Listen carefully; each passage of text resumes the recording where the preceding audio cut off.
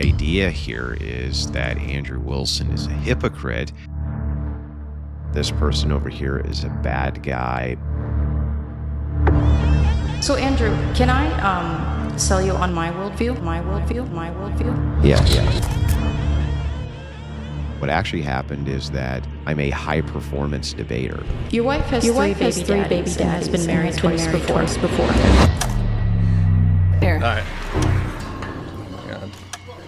I guess, yeah, Andrew, go ahead. I'm supposed to open the pickle jar?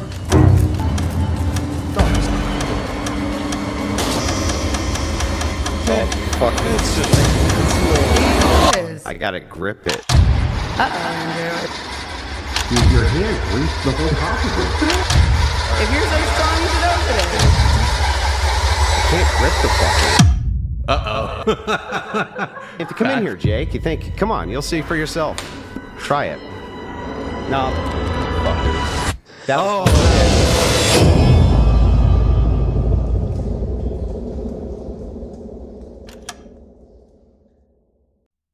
In recent times, Andrew has been having a unsuccessful run on the internet, from losing a strength contest to a pickle jar, getting rage baited by feminists who go after his wife, and now getting exposed by me for being a fucking hypocrite and a shitty ass debater, okay? I'm gonna start first with the more lighthearted, hypocritical videos of Andrew Wilson just like being a piece of shit. And then for the more debate bro kind of people, or just like Andrew Wilson's cope, oh, you didn't address my argument, you only attacked me. Why would anyone attack me? I'll do both, don't worry, okay? I'll go after you and your jelly bean physique, and your ridiculous lack of strength, your hypocrisy, and then I have absolutely no problem fucking tearing your arguments down with minimal effort. I can do both, not an issue. So let's start with the hypocrisy. Let's get Andrew setting up a precedent for a certain standard, and then a video adjacent of Andrew violating the shit out of that standard aggressively. Just no shame, full throttle, pedal to the metal, violating that standard. Now, another massive attack, which comes basically from uninformed hoaxers online, is the argument from hypocrisy, the tu quo. The idea here is that Andrew Wilson is a hypocrite. So you never treated a girl like shit before? No. You're too fucking stupid to understand. You're a bit overweight. But Shush OnlyFans hooker. Shut up. You stupid bitch. Shut your fucking mouth. Shut your stupid bitch mouth. Get the f up and get out, retard. Because your eyes are out. You're gonna be a 304 for the rest of your life. You need to cry. It's good for you to cry. You sound like you're deaf and you're thinking, like, get the fuck out of here. How about when you make fun of me, you look at me in my eyes. Happy Mother's Day, murderer. Fucking psychopath. You can go fuck yourself. Scumbag. Scumbag. You know you're fat too. You shit on me for crying and you say it's not okay for me to fucking cry. Good. I'll shit on you. You know, I'm not shitting on you for crying. Right? You said, are you really fucking crying right now? Absolutely. And then you said I should fucking cry. So what? Make up your goddamn mind. Good. Cry. Good. Yeah, I fucking will cry. You need to. What you're doing is horrific. Good. Cry about it. Cry more. Hey, did I bring your family? Did I bring any of your family into anything? It's because I'm better than you, Charlie. No. You go cry with your wife against by other dudes? Are you gonna go cry? Did I bring any of your family into anything? With your wife against by other dudes? It's because I'm better than you, Charlie. No. You're gonna go have your wife get fucked by a bunch of dudes? Everything on planet Earth. Listen, don't put your fake. Your fathers are morally weak men. They are morally weak men. I guess, could I ask you? You're just a typified eater. Like, I don't know what you're really bringing to the table. You're just kind of consuming resources. She defends her husband. Right. That's why she has one. Ultimately, I'm very much a very kind man. You don't want to disclose because it's a little embarrassing. Are you cry? Look, strong we're woman. not asking I thought you were a strong woman. I hope you guys have a really good day. I'm leaving. Hold on. No. You're gonna cry? Hold on. I thought you were a strong woman. All right. Just get your ass out of the chair and get the fuck out of the studio. Shut up and get out. Just get the fuck out. Stop talking. Get out. Get out. The offer. I will fast track. I will quit because you've been She took up a lot of space on that side of the table. And now there's room. Talk about a lot of space. Everything. And now there's space over there. So far, we have two instances of hypocrisy. The first is that Andrew said he never treated a woman like shit before, and or that he's a kind of person. I'm treating these interchangeably. Then clearly, the clips show here that he has treated at least one woman like shit before, and or that he's not a kind person. Also, I'm not claiming that in every single one of these clips his reaction is unjustified. All I need, and all I'm claiming, is that in at least one of these clips, he's being an unkind piece of shit. That is enough to make my claim that he's being a hypocrite true. So that's all I need, and that's all I'm claiming. Second point of hypocrisy, oh, I'm better than a person who would bring others' family into a debate, but then he clearly does that. Let's keep going. Two gaytheists. I want to chime in. We have two gaytheists on the panel that have said that I bullied them. See, like this kind of behavior. Look at this behavior. That's called a joke. That's called a joke, sensitive man. So funny, J Diary. Oh my God, look at this behavior. This behavior is out of control. You are two gaytheists. It's too much bad behavior. Wait, I'm sorry. Sure. You think white people using the N-word is okay in any circumstance? Yeah, comedic senses especially. I think it's fine. That's disgusting as fuck. You do it. Oh my God! Is that an argument? Basis. Or us blaspheming the Holy Spirit, they get really angry with. And you don't seem to care about doing that, do you? They're against Andrew over things he cares very passionately about with religion. It is to him. It is to him. A slur was what offended people. So hang on. So Parker, you decide what offends. Hang on. Just to be. It still meets a particular threshold of harm that I would consider. Okay, well, it meets a threshold of harm to me when you call him. Yeah. All right.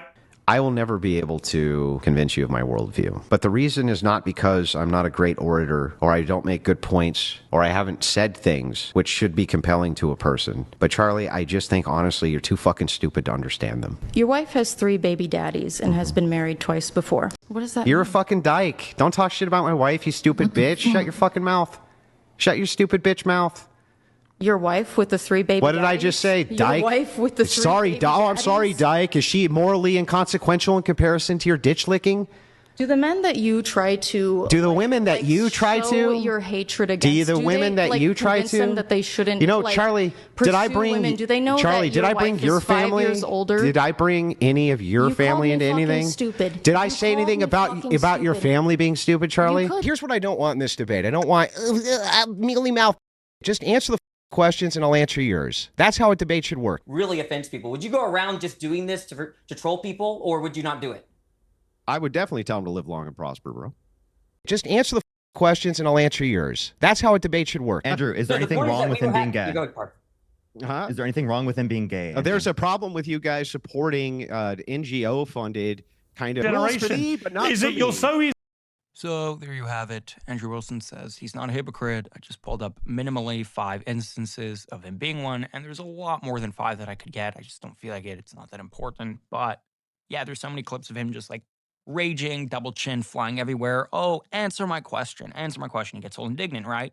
So the fact that he does that implicitly commits him to the standard that one must answer questions, but then he also screws himself over because he explicitly states that that's his standard. In a debate, he exclaims, double chin ablaze, one must answer questions, but then he frequently will dodge questions for his own convenience. So he's a huge hypocrite in that regard. I could make a montage if I felt the need of him rolling out with the answer my question. And he's so indignant on his huge high horse.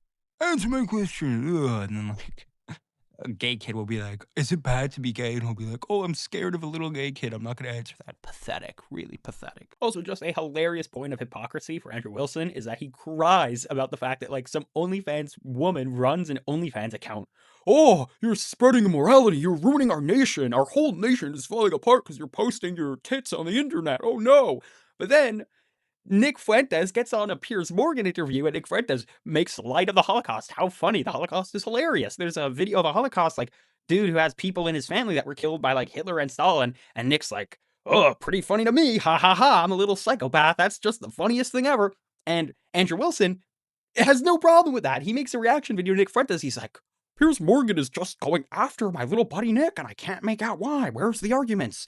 Bro, you freak out about some tits on the internet. That's a big moral dilemma for you. But then, like, I don't know, 75, 80 million people die in World War II because of Hitler and Stalin's, like, direct actions. And you're like, where's the argument? I don't, why are you just attacking? Why are you just attacking? What do you mean, where's the argument? You're an evil monster. What, you want, like, at some point, I hope, like, if there's, I don't know, a child predator, you don't, like, need an argument. You're just like, fuck you, you piece of shit. Where you don't need an argument. He's a piece of shit. Do you not get that? So, yeah, shut the fuck up. You're not in a position to lecture anyone about morality, bro.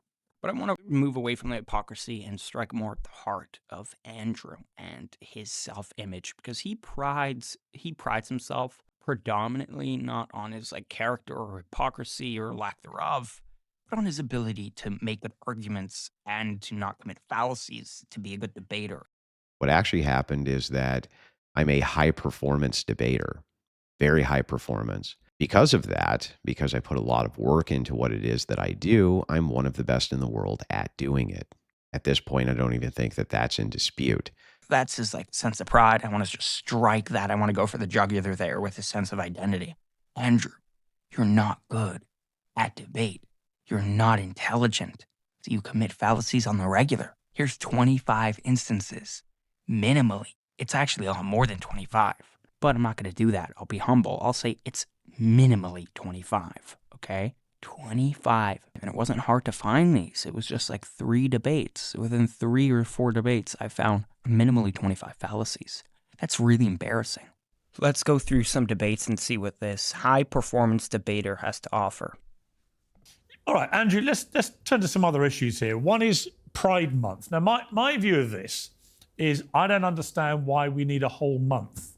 Very simple. The question on the table is why we need a month for Pride. Danny will say to get rid of bullying. He'll give an example of Andrew bullying him. Andrew will say, yeah, but when I bullied you, the thing I was bullying you about, I was right about that. Okay, that's a red herring. Whether or not you're right about the content that is contained in the bullying doesn't determine whether or not you were bullying, right? If I go to an orphan who's fat and I say, haha, you're a fat orphan, it's not a defense. It doesn't take away from the fact that I'm bullying him. If I say, yeah, but are you an orphan? Is that true? Is that true? Imagine if I get called to the principal's office and he's like, you bullied this fat orphan. I go, yeah, but he's a fat orphan. It's true, it's true, it's true. Answer my question, isn't true. Red herring. The question is whether or not I'm bullying him, not whether or not it's true that he's a fat orphan. So that's a complete red herring. Not debatable. There's no reason for it. It's silly. It has never really been about gay rights. It's what do you been mean about there's no leaders. reason for it? What do you mean? It's what been, do you mean there's no it's reason? been, well, because it's What always do you mean really there's no been reason about, for it, right? They're trying to bullies like you. Do you want me to answer right? do you want me to answer the question or no? No, I don't think that's true. Look, they're gay people, like let's take you, for example. You're the reason, right? When I first talked to you, right, we were having a normal debate about, I think, morality. And then you randomly asked me, what's your, are you a homosexual? As to, And you as were, if to put right? it down, right? And then, right? also with, but hang on, was I right though? Right. Danny, can I ask you a question? Are you a homosexual? I'm bisexual. Yeah, I kind of figured. Again, all right, have a good day, Danny. Again. I'm not changing the subject. I was just curious. Why did you want to talk about my sexuality? That's just changing the subject. Goodbye, Danny. I was just curious, Danny. I was just wondering. Danny's point was Pride Month is necessary to prevent bullies like Andrew. He gave an example where Andrew bullied him. Andrew's reply, well, was the claim that I used to bully you, was that claim true?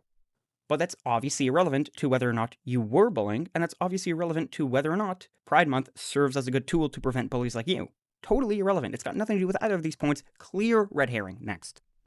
Was I right? I'm not homosexual. No, I'm married to a woman. You said that you were bisexual. You said that you were bisexual. Right. That's homosexual. Is not the same as bisexual. There's certain ways. Terms, but look, there's certain ways that people conduct themselves. People like you and Jay Dyer bully LGBTQ people. That's why it's Pride, because of the kind of stigmas that you promote. Okay, so here's the thing that's so funny about this is like if both me and Jay Dyer, both of us assumed that you were a homosexual and both of us were right. That's what's so funny about it. We both assumed you were gay, and we were both correct that you were gay. Andrew, is there anything wrong with him being gay? Is there anything wrong with him being gay? There's a problem with you guys supporting NGO-funded kind of. Again, uncontroversial red herring. In fact, it's such an obvious red herring, it's actually aggravating. The question was, is there anything wrong with being gay? Andrew's reply, there's something wrong with supporting NGO-funded shit. Okay, does that answer the question? No. Of AstroTurf program to promote rights, which aren't even about promoting rights. Was that a response to what he just said? The whole ordeal here is, well, what's the prompt, Parker? The prompt is about pride. And so you're supporting. There are many instances where you talk about something that the prompt doesn't dictate you talk about. For example, just now, the very prompt was, why should Pride Month last for a month? And you were found talking about NGO-funded bullshit. You also entertained talking about whether or not homosexuality is wrong. Both topics are not necessitated by the prompt, So if you only talk about things necessitated by the prompt, you're a hypocrite. And if you don't, if you allow for more free-flowing conversation, then appealing to the prompt is a red herring because you don't only talk about things dictated by the prompt. All right, Andrew, let's turn to some other issues here. One is Pride Month. Now, my view of this is I don't understand why we need a whole month. Andrew, is there anything wrong with him being gay? Huh? Is there anything wrong with him being gay? There's a problem with you guys supporting NGO-funded kind of... Hold up. Are you guys Christians? I thought we were supposed to be loving to thy neighbor. Yeah, well, the only thing also includes telling you when it's wrong. Don't you love trans people, Parker? You said that you would date a trans person. Remember that? Or yeah. And what's wrong with that? So many red herrings. This is like red herring number 5, I think. Dude, he asked you, doesn't your standard, your biblical standard hold that you shouldn't be this insensitive and you should be loving? What kind of an obvious, stupid red herring is it to reply, but you love trans people? What the fuck does that have to do? Even if it's completely wrong to love trans people. We could even take the worst example. Let's say Parker loved Nazis or pedophiles. And Andrew responded, but you love pedophiles and Nazis. Okay, that's obviously wrong, but the internal critique remains standing, namely that according to Andrew's biblical standard, he should not be this insensitive, he should be more loving. Therefore, to attempt to resolve or distract from this internal critique by pointing out someone else's love that you think is problematic is a fucking red herring. Stop it. This is a bunch of NGOs Andrew, which go to corporations. If you were actually Christian, you would be in support of Pride. If you were actually Christian, you'd be in support of Pride because you'd be okay with accepting people. Is there a cardinal sin called that's what pride? Jesus said. Is there a cardinal sin called pride? Wait, it's not pride in a literal sense. It's Of course it's not pride in a literal sense. I'd go as far as to say Andrew consciously fucking knows this, okay? He's gonna pretend to be retarded and only take statements fucking literally. What is this level of dialogue? This is a clear appeal to definition fallacy. When people ask you, hey, what's up? You're like, unironically, you're like, oh yeah, what's up? I mean, the roof is above my, like, what is this level? It's like first grade level comeback. Come on, such a ridiculous comeback. It is like, ultimately, when we say, retarded, yeah. So I wouldn't use the N-word. Here's why. When I say that if somebody says the N-word, what ends up ultimately happening, there's not really too much in the way of equivocation there. Retard is not actually referring to retarded people, though. Basically, ever. I'm in agreement with Andrew here. I think he just made a good point. However, this demonstrates he knows exactly how English works. You don't just go around taking everything literally. But for some reason, when it came to pride, all of a sudden he became an autistic robot that could only understand the literal definition of things. Okay, Andrew. If you were actually Christian, you'd be in support of Pride. There are cardinal sin called that's what pride. Jesus said. Retard is not actually referring to retarded people, though. Basically, ever. Danny? I want to give Andrew a hypothetical. Suppose there's this unknown society where if you show this signal, everyone's extremely offended. They'll get very angry, like people get angry at typical slurs like the N-word, right? Would you go around just doing this? Logic? The Vulcan sign for logic. Do you understand the hypothetical? What are you posing a hypothetical? So imagine you go to a can you use really small words, bro? This is real funny. Andrew isn't answering the hypothetical. I love silly jokes like this. Can we make the gaytheist joke again, boss? I like that one. What an ugly fucking bozo this guy is. Okay, imagine a hypothetical, right, where you're going to a society you don't know about, but all you know is if you do this. I'm imagining a hypothetical. Let me finish. Here's what I don't want in this debate. I don't want mealy mouth. Just answer the questions and I'll answer yours. That's how a debate should work. Now answer my question. Really offends people. Would you go around just doing this to troll people, or would you not do it? I would definitely tell them to live long and prosper, bro. With your generation, is it you're so easy? Just answer the questions and I'll answer yours. That's how a debate should work. Now, another massive attack, which comes basically from uninformed hoaxers online, is the argument from hypocrisy, the tu quo. The idea here is that Andrew Wilson is a hypocrite Okay, you're just not engaging in the hypothetical. You're not a serious person. What do you mean? That is serious. Is that what I'm trying to illustrate is that. Okay, what's the argument that let's say atheists can't be moral realist? You can claim that you're a moral realist, but you need to give me a stance independent reason for how you're a moral realist that actually makes sense and is grounded.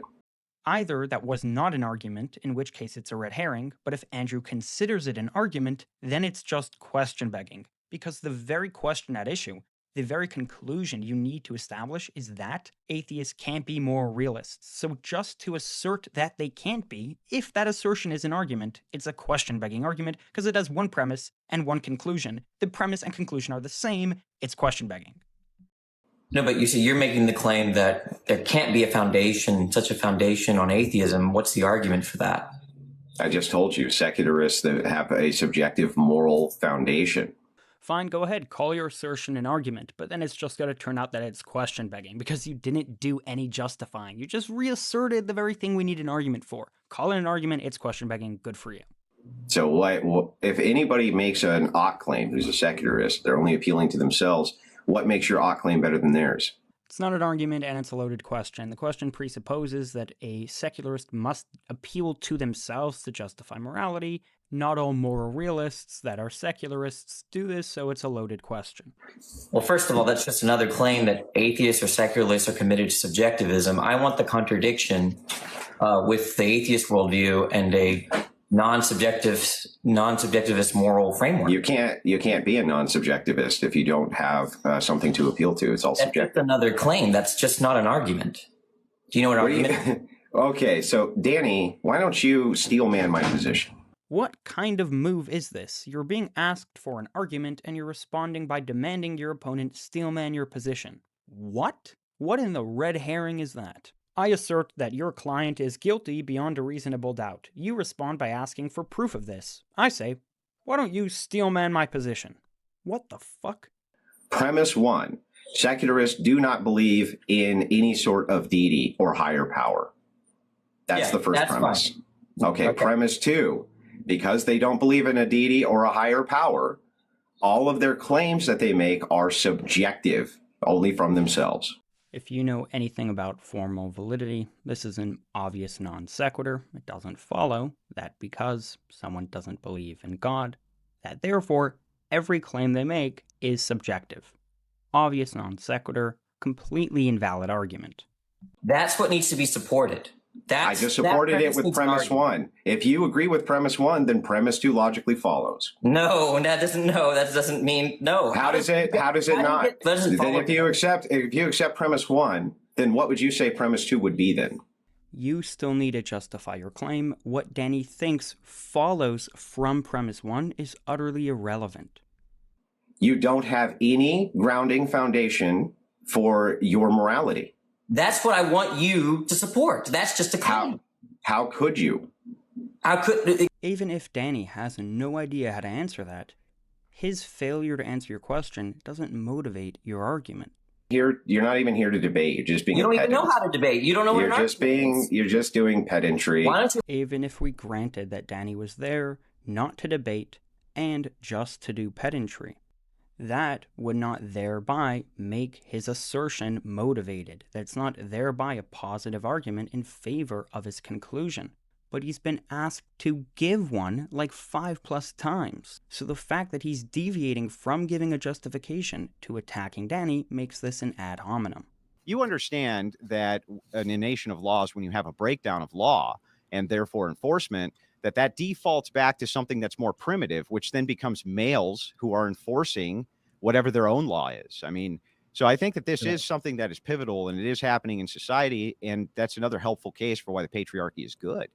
It's a non sequitur that because as society breaks down, you need more force, and more force in turn means more patriarchy. And therefore patriarchy is good. That therefore step to patriarchy is good is a non sequitur because there are far better means of combating societal breakdown than mere increase in patriarchy and the force that requires. For example, low IQ, especially IQ under 90, is correlated with societal dysfunction and crime. Education and higher IQ is correlated with less societal dysfunction and less crime. So it might just be that Andrew's solution here to increase force is addressing a symptom of a society breaking down, but not the cause, which might be, and I'm saying might because I'm not certain this, but it might just be that a core cause of societal breakdown and dysfunction is low IQ and lack of education. So it might well be that a good way to combat these sorts of societal dysfunctions is to increase the education opportunities in communities, especially that may lack readily available good education options, opportunities, and environments. Basically, maybe we could account for and address more appropriately the increase in societal dysfunction and crime, not by simply making bigger and better prisons, but maybe trying to prevent people from needing to be put there in the first place. I think that necessarily you're always going to have patriarchy in one form or another, regardless of how much you try to push towards egalitarianism, because it's impossible not to, because of that equalization of force differential. And that equalization of force differential is so wide that a small core of men can basically overrule a large body of women, but the opposite can never be true. I think it's a non sequitur that given how force distribution works, that therefore patriarchy is always going to have to be implemented in one form or another. I think this is simply false because as technology advances, equalization of force between men and women increases. We're already at the point where wars are won not by testosterone but by technology. And it is entirely conceivable that this will very soon be true in the case of society at large, and the best enforcers of law will be algorithms and robots, and not just brute physical force.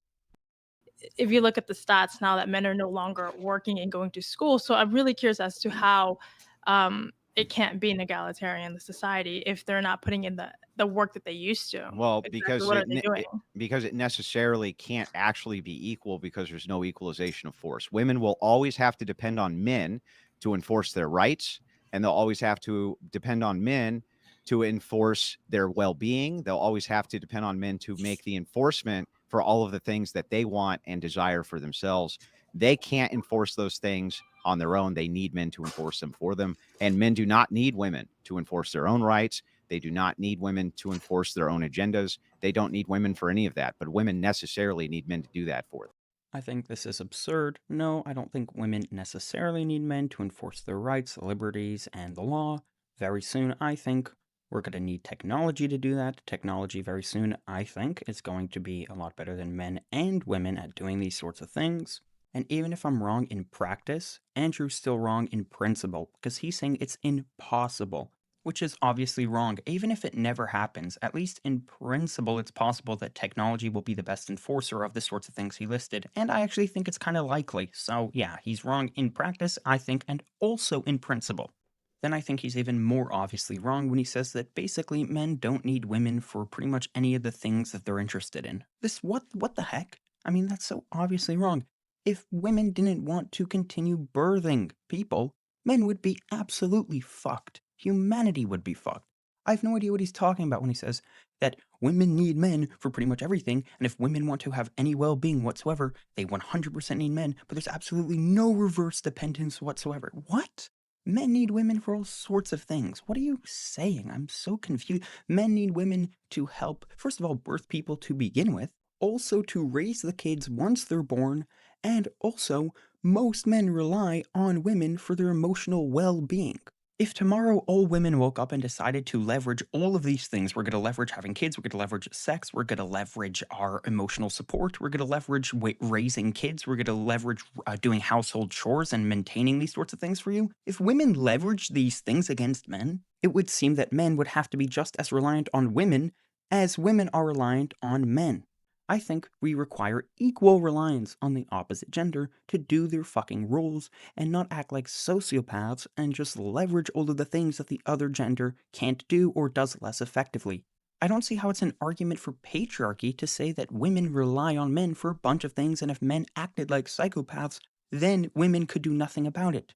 The reverse is true. It's just trivial. If half of humanity, men or women, decided to be fucking psychopaths and not cooperate, then the other half of humanity would be fucked. What's your point? This doesn't favor patriarchy or egalitarianism or whatever way you want to set up society. The point remains that if either gender decided to fuck up the other gender by acting like retards, then we'd be fucked. How is this an argument for any position? If I made the reverse argument and said that women should be primarily in charge of society because men are entirely reliant on women to continue birthing humanity, that would be a shitty argument. Both genders are reliant on the other for the continued survival of our species and therefore for any basic rights, needs, and privileges that we want in a society. I don't see the point he's making.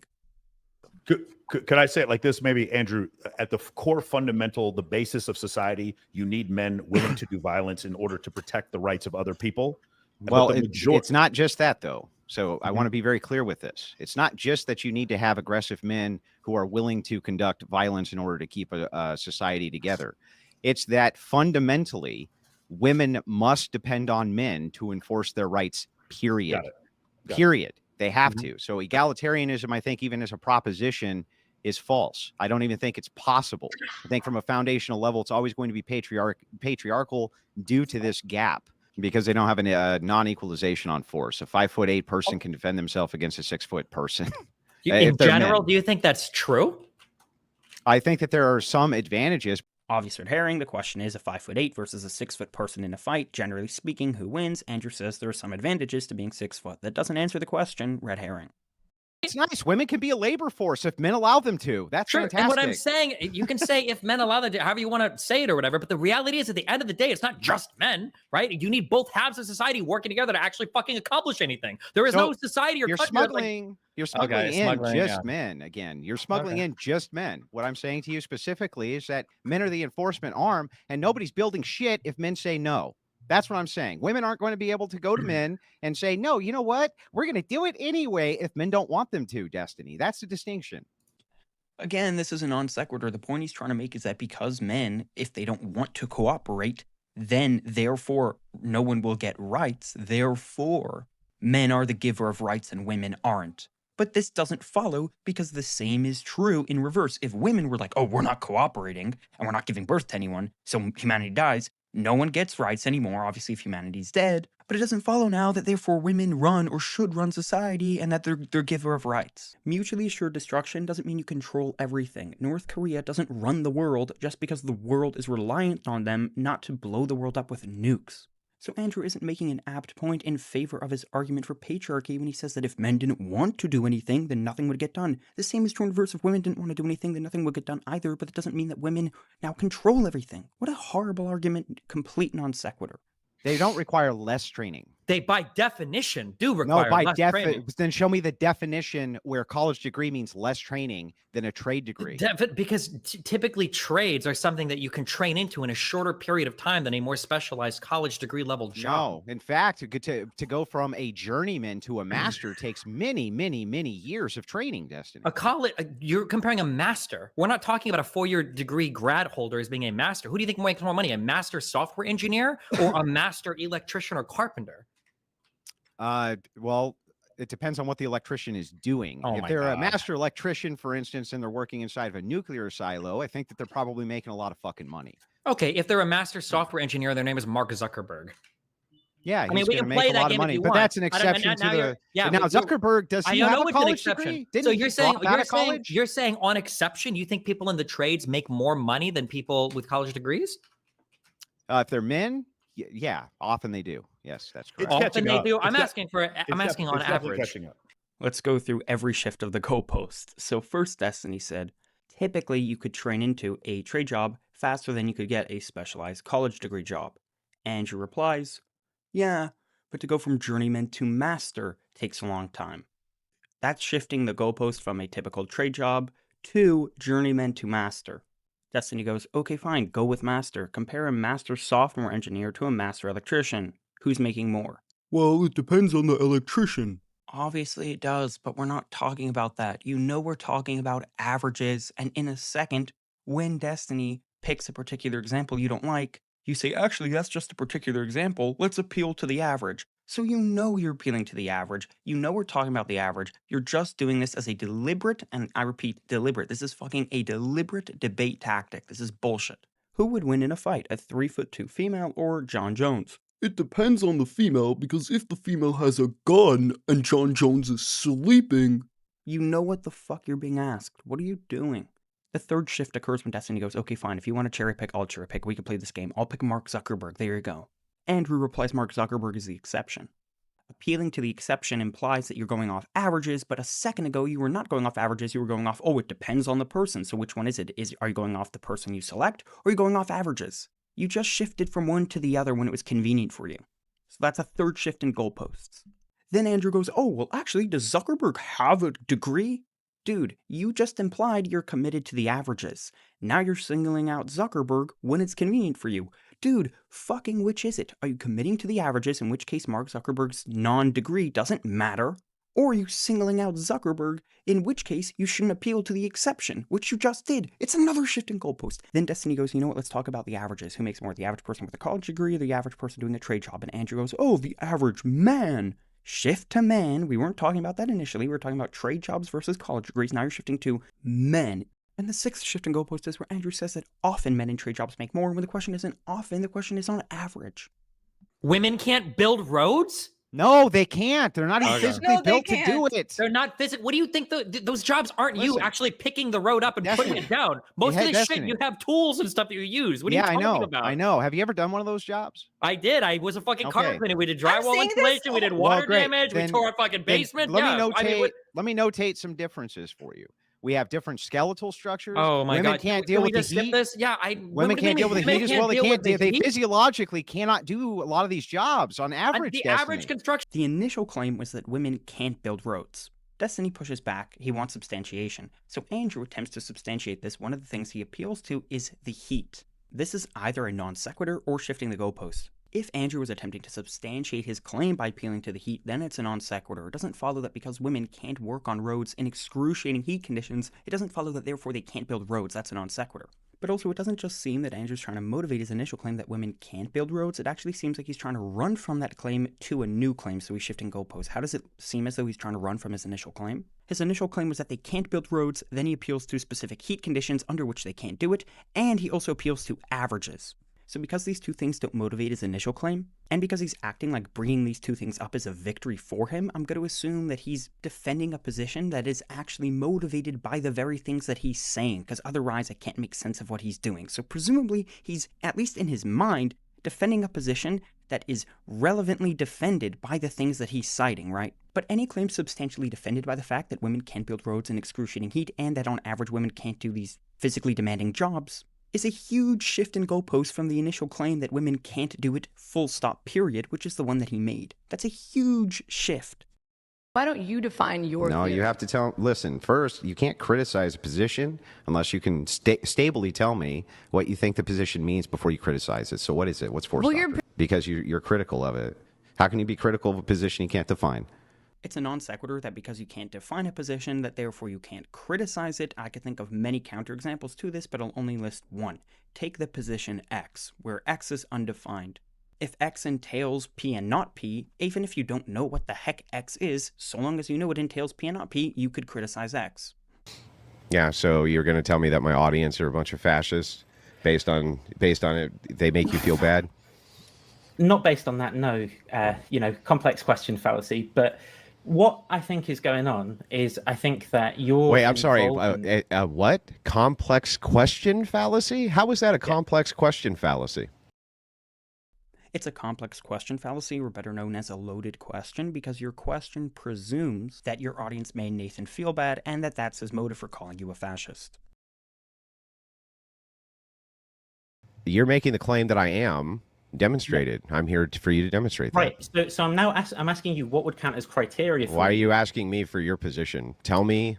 So that's an obvious straw man. He's not asking you for his position. He's not asking you to defend his position. He's asking you the totally reasonable question, which Andrew actually in this conversation avoids answering for 10 minutes, which is, what is your criteria that would allow me to demonstrate what I believe? Totally freaking reasonable question to ask. If I claim I make the best homemade ice cream and you say, okay, prove it, give me ice cream, it's totally freaking reasonable for me to ask, okay, what do you prefer? Chocolate to vanilla? Do you want strawberry? What do you want? Imagine if after having asked you what flavor you want, you go, hold on, You made the claim that you make the best ice cream. I don't need to give you any criteria. You need to prove it.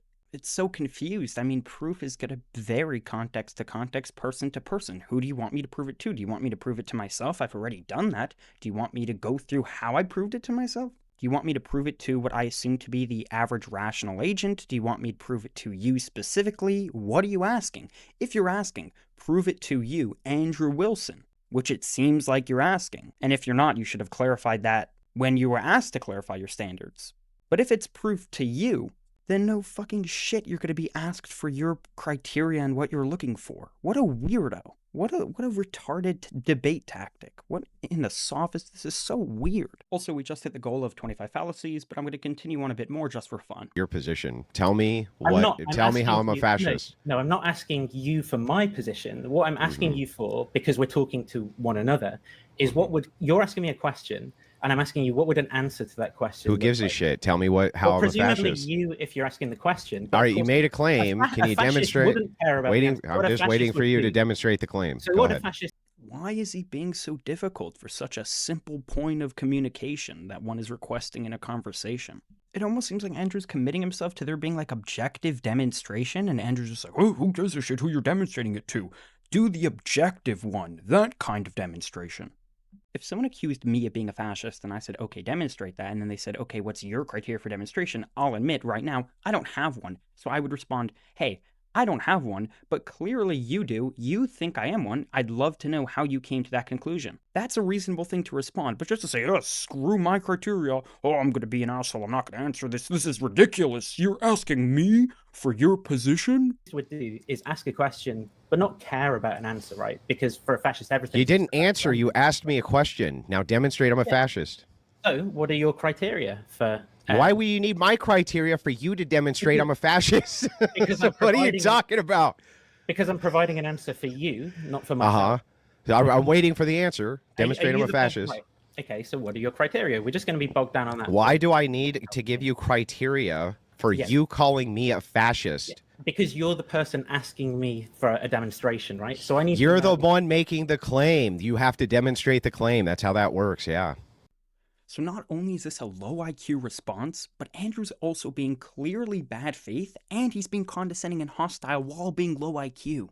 Give him your criteria, give him someone else's criteria, or appeal to his criteria. But to sit there and fold your arms like a fucking dumbass and just be like, oh, I don't need any criteria, you're making the active claim, so... He's so fucking slappable. I just want to slap his condescending, hostile face and then take his cap and shove it in his mouth. There, that's my criteria, you fucking retard. No, I'm not threatening him. I'm not going to do anything to him. I don't plan on doing nothing to him.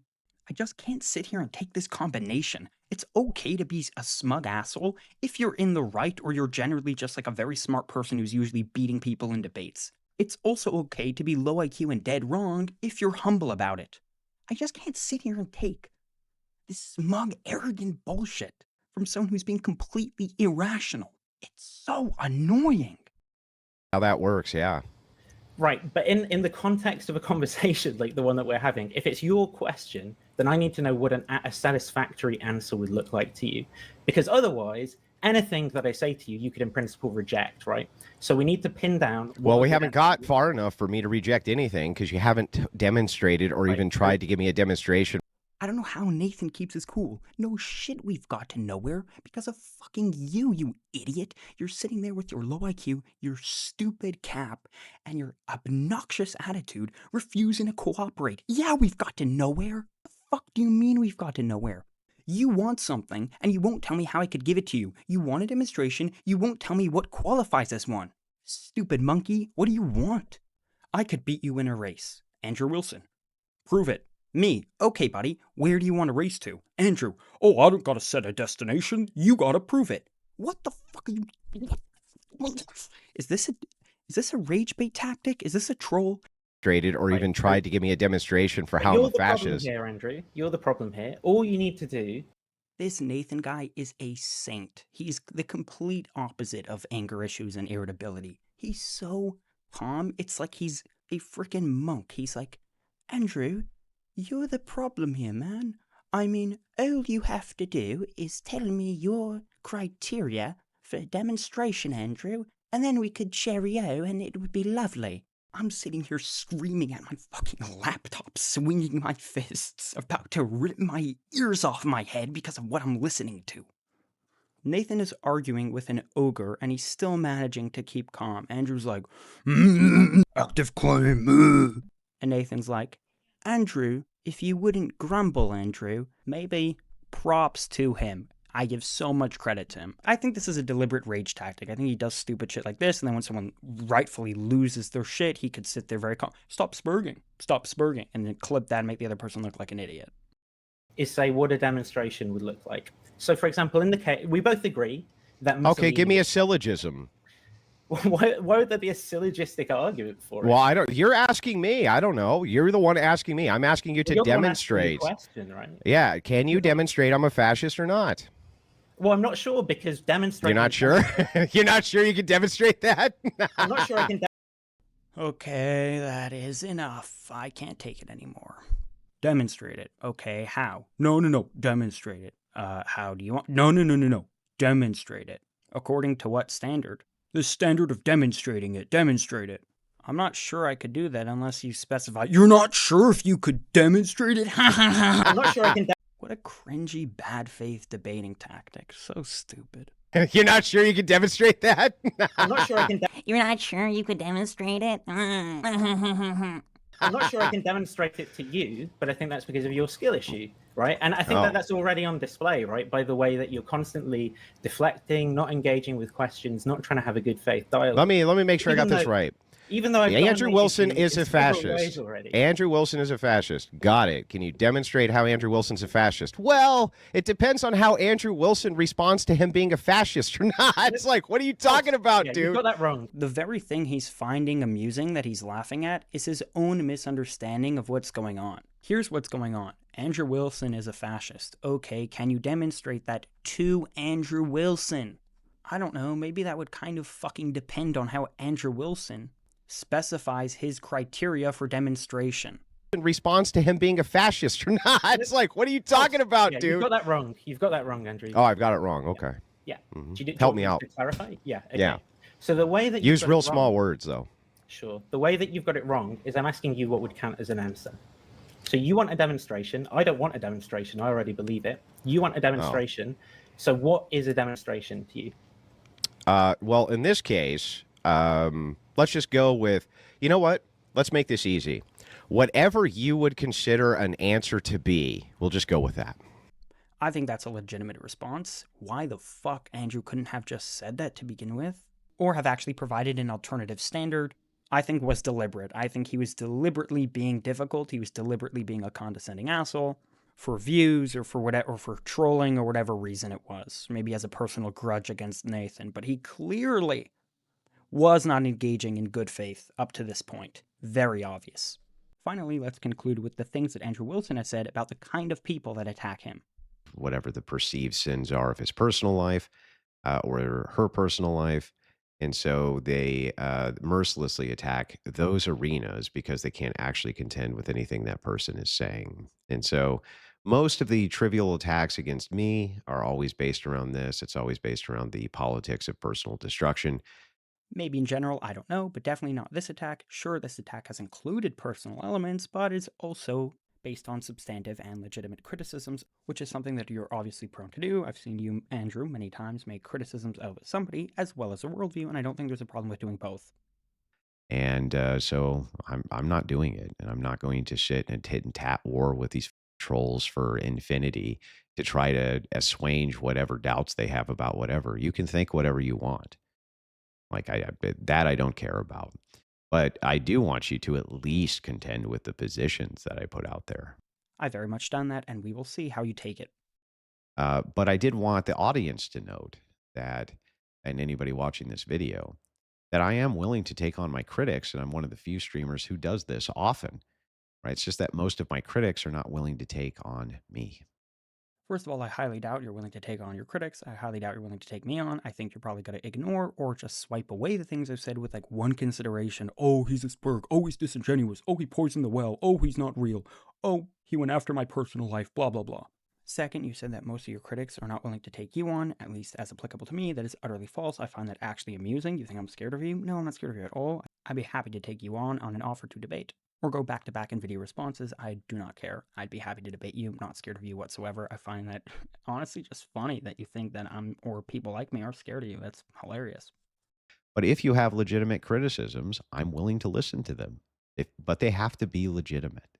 Oh, we will see about that. He did leave the escape hatch open. Oh, I said they had to be legitimate. And for stupid reason X, your criticisms aren't legitimate. Because if you want to see what a totally legitimate criticism looks like, look no further than...